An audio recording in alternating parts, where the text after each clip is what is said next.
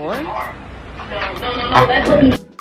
Hi creatives, in this week video I'm going to show you how to take these old hoops that my daughter gave me and repurpose them just by using leather scraps and glue and turning them to a wonderful new pair of gold hoops. So let's get started.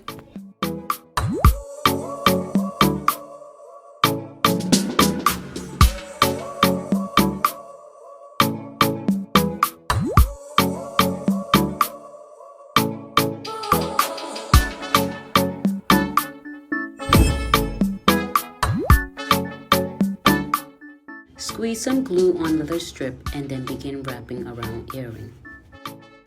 Continue wrapping the leather strip around the earring until you reach the end of the base and then seal it with glue and let dry completely.